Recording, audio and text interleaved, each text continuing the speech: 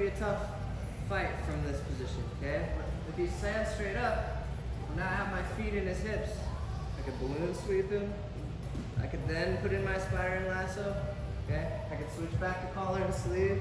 He's kind of behind a little bit there if he stands up right away, okay? So a really super common reaction is for him to throw a knee up the middle. Doesn't matter which one. Boom. That takes a lot of the pressure off this position. He can start using it to clear his hands. He can start using it to make me defend a side and get to the knee cut, okay? So when he throws a knee up the middle, I'm still gonna use a lasso, okay?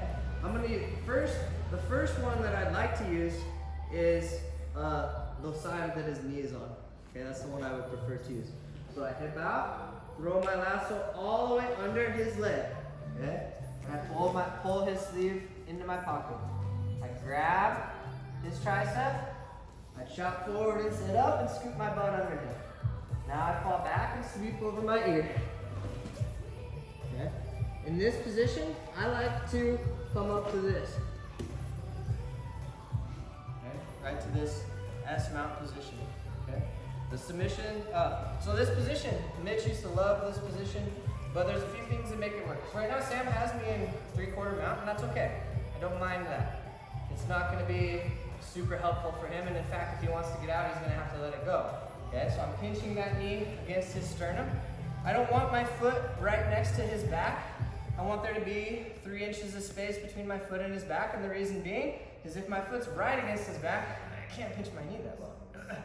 I don't have, my leg is straight up and down, and it's against his body. Now I have to move his body in order to pinch my knee. I don't want to do that. I want to stop his body right where it's at. So I have some space in between my foot and his back. I'm pinching my knee on his shoulder, and I'm picking my body up and putting my chest down on his tricep, okay? Now there's 3 submissions here that are really quick. I don't want to look back either. I know where his hand is, so I don't need to look back. So I keep here. I can even use my hand to keep my knee pinched. I sweep my hand back, C grip on the wrist. I can go wrist lock.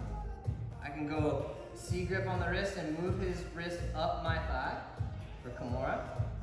I can go blade of my wrist and scoop up his arm and come to my shoulder, touch my elbow, and go down into the socket with his arm.